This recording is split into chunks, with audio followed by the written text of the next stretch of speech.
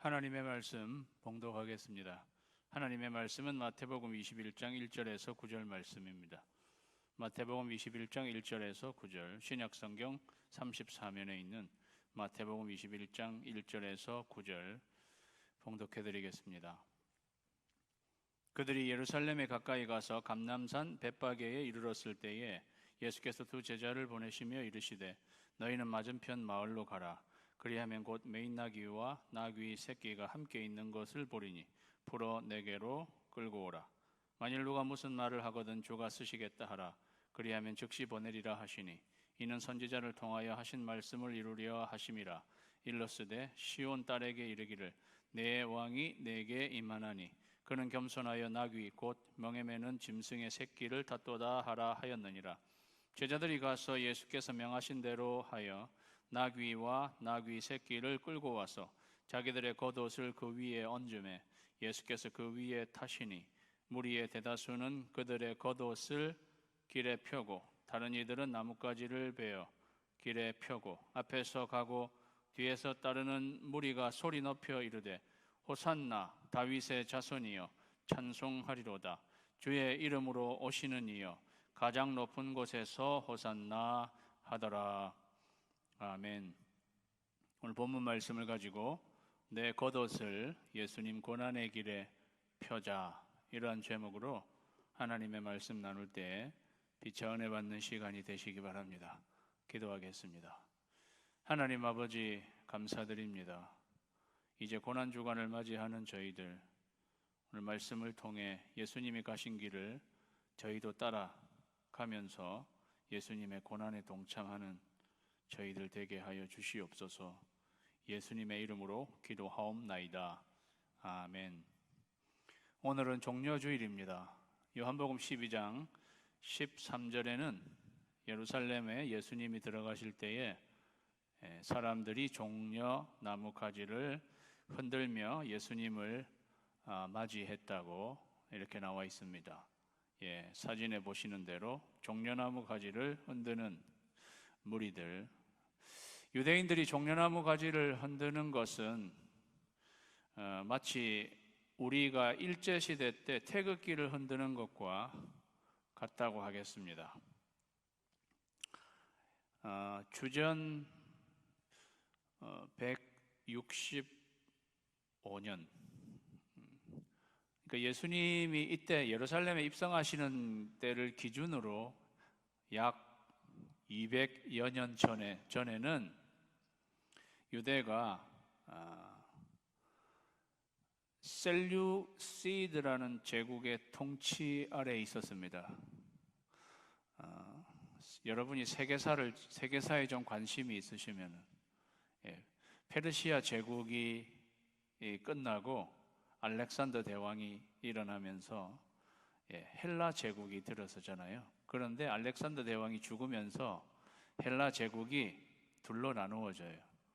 셀루코스 혹은 셀루시드라는 제국과 프톨레미 제국으로 나누어지는데 팔레스타인 땅은 셀루시드 제국의 통치 아래에 있었습니다. 그런데 주전 165년에 유대의 마카비라고 하는 유대 장군, 그의 이름은 사실 유다였어요. 유다 마카비. 그런데 마카비로 알려져 있습니다. 그 마카비 장군이 엠마오에서 셀류시드 제국의 그 군사들과 싸워서 전쟁에서 승리합니다. 그래서 그 셀류시드 제국의 사람들을 팔레스타인에서 쫓아내고 유대가 독립을 하게 됩니다. 그 다음에 기원전 164년 12월 25일에 그들은 성전을 다시 회복하고 봉헌하는 일을 하게 됩니다. 유대인들은 그것을 하누카라고 불렀습니다. 공교롭게도 그게 12월 25일이에요. 그래서 저희가 성탄절 12월 25일에 유대인들은 하누카를 그때를 기념하며 그들은 그렇게 지키는 것입니다. 그런데요, 마카베오상 13장 51절, 이것은 외경입니다. 성경은 아닌데 가톨릭의 공동번역 성경 안에는 이 외경이 들어 있습니다. 성경은 아닌 거예요. 그런데 그 외경 안에 마카베오라는 책이 들어 있는데 유대 전쟁사 같은 것입니다. 거기 13장 51절에 보면 171년 2월 23일에 유다인들은 종려나무 가지를 흔들며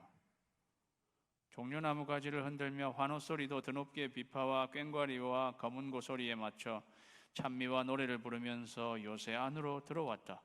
민족의 큰 적이 참패를 당하고 이스라엘 땅 밖으로 쫓겨간 것을 축하하는 것이었다. 그러니까 마카비 장군이 큰 승리를 하고 사실 개선 장군처럼 돌아올 때에 이스라엘 백성들이 종려나무 가지를 흔들면서 그리고 그게 독립을 이룬 거죠. 독립을 축하하고 기념하는 그러한 행사를 벌였습니다. 그때 그들이 종려나무 가지를 흔들었습니다. 그렇게 해서 유대는 100여 년간 그들이 독립해서 평화의 시간을 그들이 가지게 됩니다.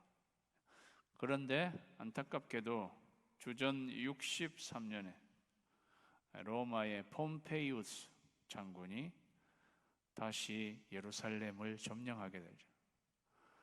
그러니까 100년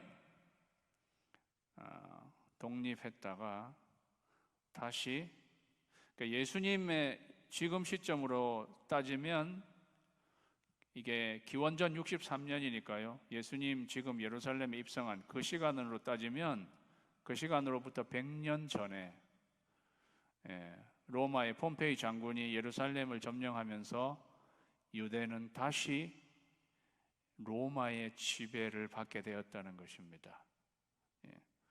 제가 왜 이런 것을 설명드리는가? 유대인들이 무엇을 간절히 염원하고 있었을까요? 저희가 일제시대에 사신 분이 계신지 모르겠습니다만은 우리는 지금도 우리의 소원은 통일, 그래도 우리가 그런 노래를 부르며 염원하는 것이 있는 것처럼 그 사람들 로마의 지배에 100년을 다시 받아온 거예요. 그 옛날, 그 전에는 평화의 시대가 있었는데 마카비 장군이 그렇게 독립을 이루어서 100여 년 동안 그렇게 있다가 다시 100여 년을 로마의 지배 아래에 있었던 그러한 유다 민족, 우리 민족도 일제 치하에 있을 때 독립을 위해서 얼마나 염원하고 그렇게 했었습니까? 그런데 이 유대인들은 100년을 그렇게 받아왔어요. 유대인들의 간절한 소망이 뭐겠어요? 유대인들의 간절한 염원은 뭐겠어요? 로마로부터의 독립입니다. 그들은 마카비 장군 같은 왕을 간절히 원하고 있었습니다. 그러니까 예수님이 오셨을 때 이분이 제2의 마카비와 같은 그러한 왕이시다. 이분이 우리를 독립시키겠구나. 그들은 예수님께 그러한 희망을 걸었고, 저와 여러분도 만약에 그 시간 거기에 있었다면은 당연 우리를 로마로부터 해방시켜줄 그러한 분으로 생각하고 우리도 종려가지, 나무가지를 아마 흔들었을 것입니다. 그런데 과연 예수님은 그들의 염원대로 그들을 로마의 압제로부터 해방시켜줄 왕이셨을까요? 예수님이 감람산 벳바게에 이른 시점, 벳바게에서 예루살렘까지는 2마일이 되지 않습니다. 그냥 걸어가도 반나절도 아니면 당도할 수 있는 그러한 곳인데, 유독 예수님은 맞은편 마을에서 메인 나귀와 나귀 새끼를 끌고 오라. 그리고 누가 물어보면 주가 쓰시겠다 하라. 이렇게 말씀하셨습니다. 예. 그 나귀의 주인이 쓰시겠다고 하라. 우리는 많이 들어서 별로 당황스럽지 않은 이야기지만 예수님은 자신이 자기의 입으로 자기를 주라고 그렇게 말씀하신 적은 거의 없습니다. 예수님은 자기를 이야기할 때마다 인자가 그렇게 말씀하셨고요. 이 사건 이후에도 양과 염소의 비유를 말씀하실 때도 주가 다시 오실 때에 이렇게 하지 않고 인자가 영광 가운데 다시 오실 때에 인자란 말을 사용하셨습니다. 그러한 예수님이 어떻게 보면 그의 공생의 기간에 한 번 자기의 입으로 자신이 주이심을 나타내십니다. 나귀와 나귀 새끼를 끌고 와라. 나귀와 나귀 새끼의 주인이 쓰시겠다고 하라. 나귀는 운송수단이잖아요. 운송수단. 우리식으로 따지면요, 렌트카예요, 렌트카. 그래서 예수님의 이 말은 이런 것과 같아요. 렌트카 하는 곳으로 가서 리무진 한 대와 컴팩트카 한 대 몰고 오라. 그냥 누가 혹시 물어보면 차 주인이 쓰시겠다고 하고 몰고 오라. 그러면 보내줄 것이다. 그 말입니다. 제가 제자 같았으면은 굉장히 곤란했으리라고 생각합니다. 예수님, 그거는 거의 기물 횡령에 해당하는 것입니다. 그거는 우리 입장을 굉장히 곤란하게 하시는 것입니다. 그냥 저희가 알아서 할게요. 저는 이렇게 말했을 것 같아요. 그거 뭐 가서 우리가 주고 이렇게 가져오지. 아니, 리무진과 컴팩트카 하나 그냥 운전해서 오는데 그거 당신 왜 가져가는 거예요? 이 차에 주인이 쓰시겠다고 합니다. 그건 너무 곤란한 이야기입니다. 저는 그랬을 것 같은데요. 제자들도 굉장히 당황했을 것 같습니다. 그런데 제자들이 막상 그렇게 가서 나귀와 나귀 새끼를 끌고 오니 사람들이 물어봤을 때 이거 주인이 쓰시겠다는데요. 제자들이 그렇게 했겠죠. 예수님 시키는 대로. 저 사람이 어째 나오나 보자. 어쨌든. 그런데 그 나귀와 나귀 새끼의 주인이 순순히 내어드리잖아요. 제자들이 깜짝 놀랐을 것입니다. 제자들은 어떻게 생각했을까요? 우리 예수님, 만유의 주님이시구나. 사랑하는 성도 여러분, 예수님은 만유의 주이십니다. 저와 여러분의 주이십니다. 예수님이 굳이 왜 이 순간에 자신이 주이신 것을 나타내셨을까요? 저는 여기에 귀한 메시지가 있다고 생각합니다.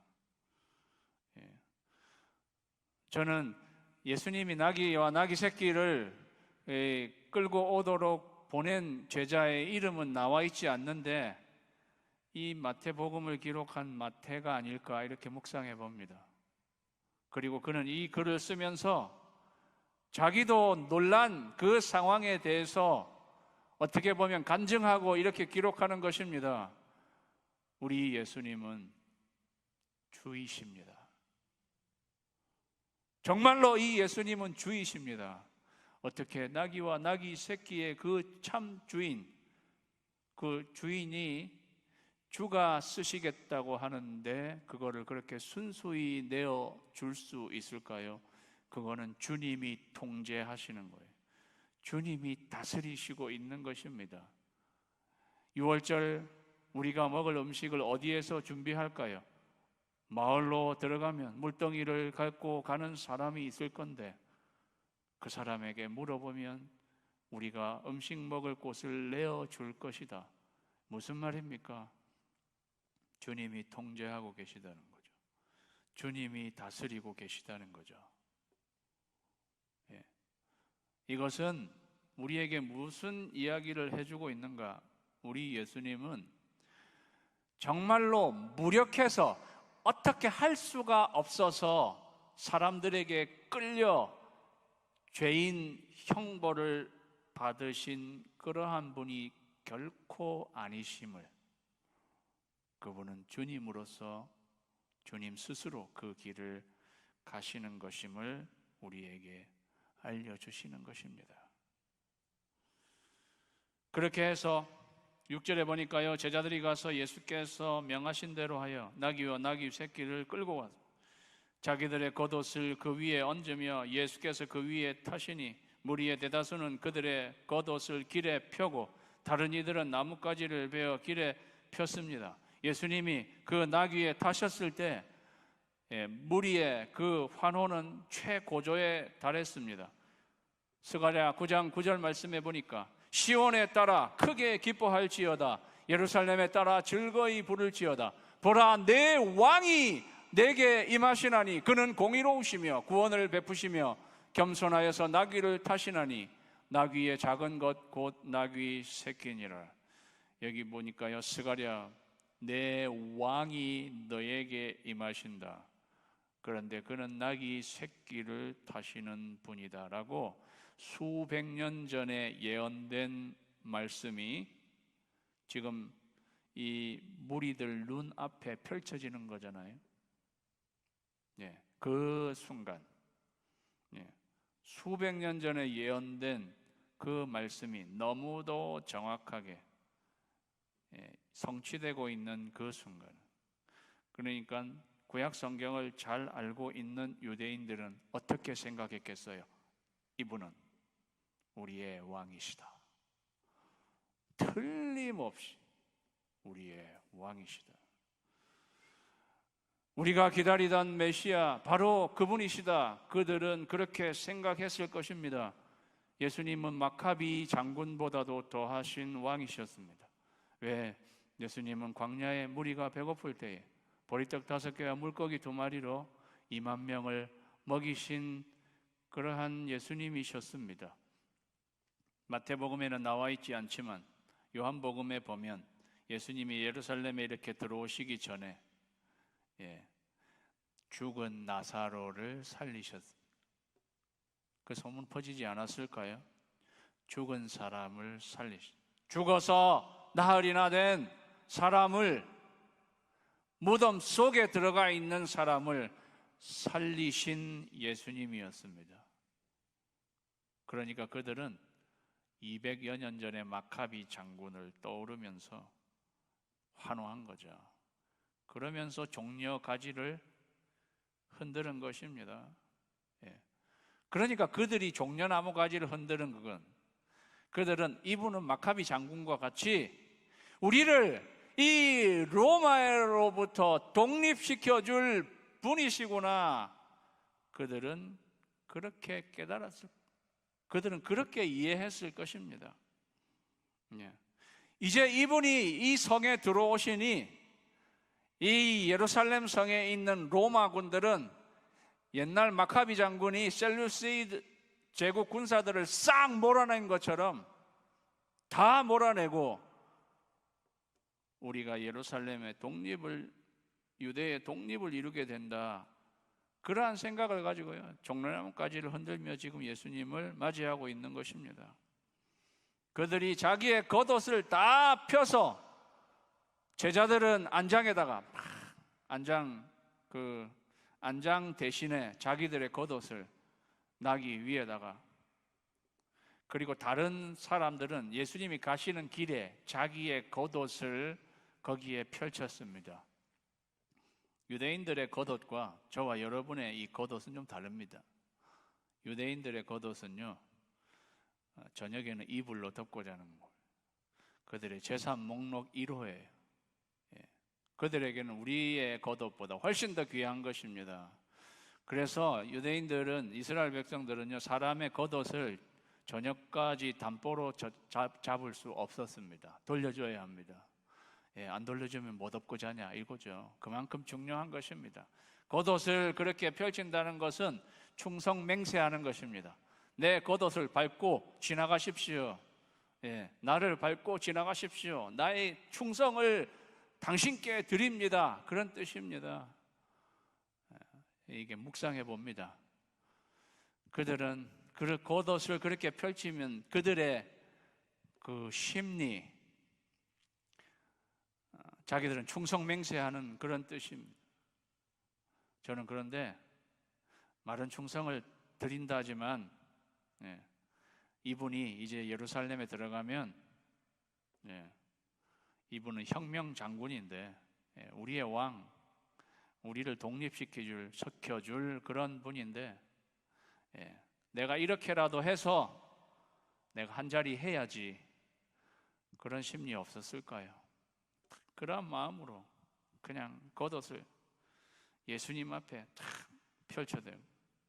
열왕기하 9장 13절에도 보면 예후라는 왕이 들어갈 때에 사람들이 겉옷을 펼쳐가지고 그 앞에 걸어가게 했단 말이죠. 충성을 맹세하는 거예요. 오늘 9절 말씀에 앞에서 가고 뒤에서 따르는 무리가 소리 높여 이르되 호산나 다윗의 자손이여 찬송하리로다. 주의 이름으로 오시는 이여 가장 높은 곳에서 호산나. 다윗의 자손은 메시아를 가리키는 그러한 말입니다. 옛날 다윗 왕의 그 위엄을 다시 나타내실 분 메시아. 그리고 호산나, 그들이 호산나를 외치고 우리도 호산나를 외치며 찬양했잖아요. 그런데 호산나라는 말은 아쉐아나라는 말입니다. 호산나는 둘로 나누어져 있어요.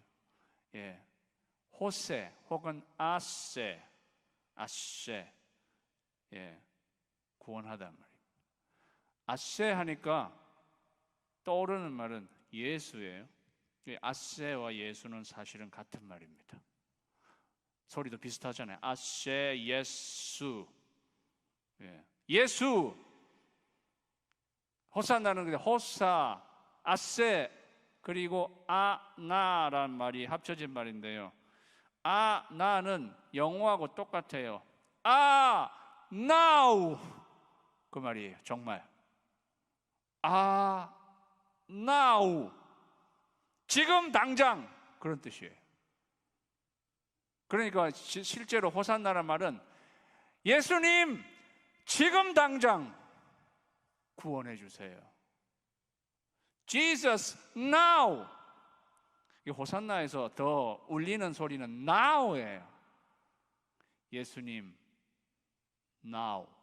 지금 우리를 이 지긋지긋한 로마로부터 독립시켜 주십시오. 당장.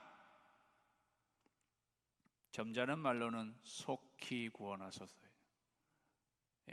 속히 구원하소서. 지금 그런데 이 호산나 안에 들어있는 그들의 외침, 예수님 지금입니다. 로마로부터 독립해야 할 때, 로마의 이 압제로부터 우리를 해방시켜 주어야 할 때, now, 호산 now. 마태복음 1장 21절에 보면요, 아들을 낳으리니 이름을 예수라 하라. 이는 그가 자기 백성을 로마로부터 구원할 자이심이라. 이렇게 되어 있지 않습니다. 자기 백성을 그들의 죄에서 구원할 자이심이라. 이 종려나무 가지를 흔들고 자기 겉옷을 예수님의 앞에 펼치는 사람들, 예수님이 진정 무엇을 위해서 예루살렘으로 입성하는지 그들은 몰랐습니다. 그들은요, 극히 인간적인 시각에, 민족적인 시각, 극히 현세적인 시각에서, 극히 잠정적인 그러한 차원에서 자기들을 구원해 주실 예수님만 바라보고 있는 거예요. 그들은 영적으로 바라보지 못했습니다. 그들은요,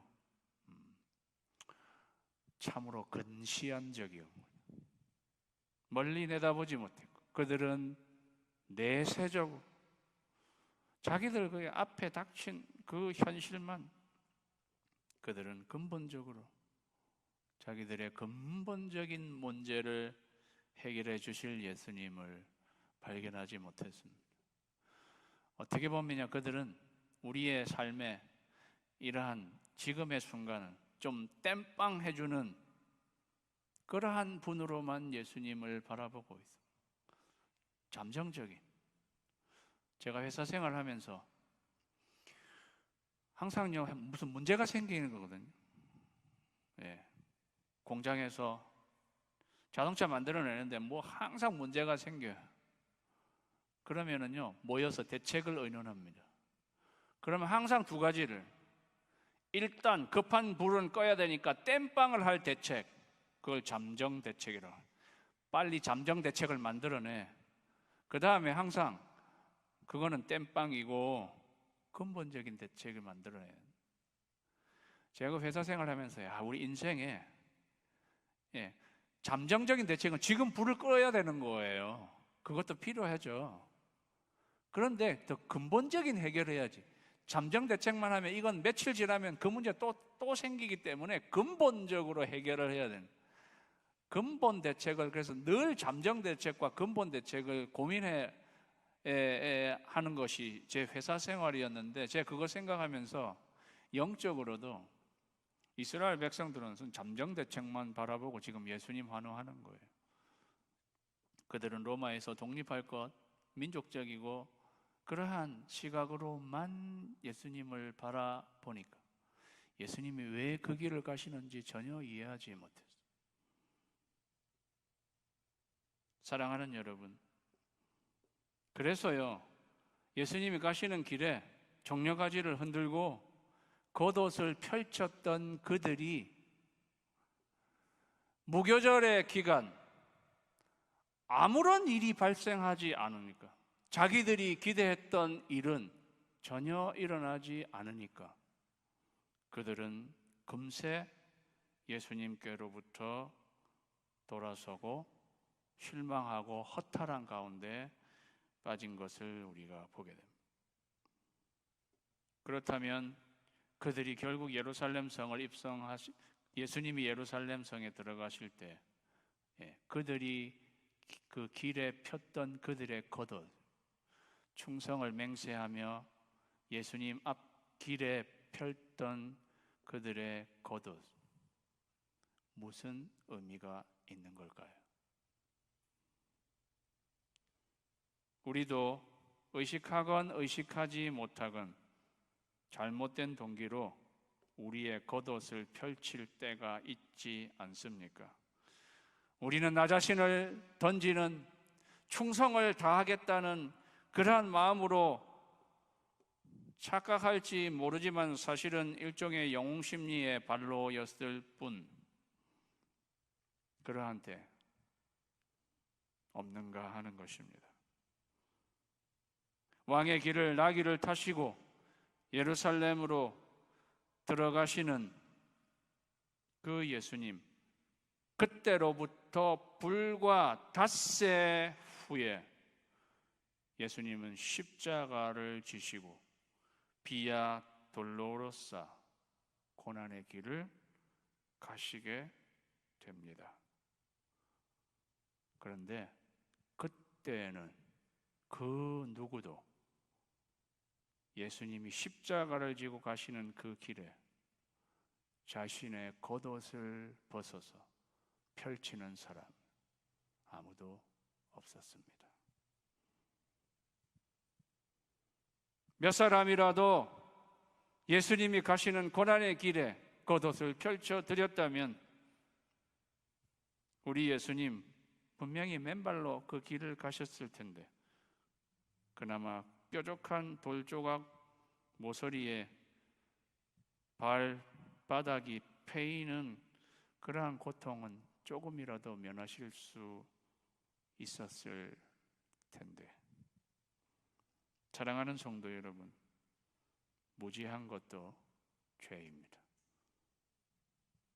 이스라엘 백성들, 하나님의 뜻, 왜 예수님이 예루살렘으로 입성하는지 아무도 알지 못했습니다.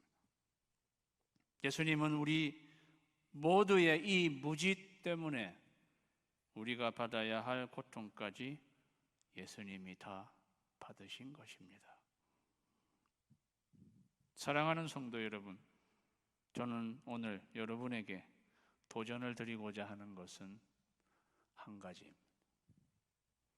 여러분의 겉옷을 어디에 펼쳐 드리겠습니까? 우리의 겉옷,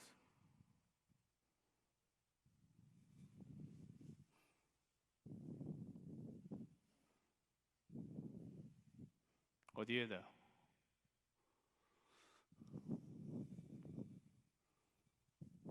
예수님이 가시는 고난의 길, 비아 돌로로사. 예수님이 가시는 그 고난의 길에 저와 여러분의 겉옷을 펼쳐 드리시는 저와 여러분이 되시기를 주님의 이름으로 축원합니다. 우리 다 같이 기도드리겠습니다.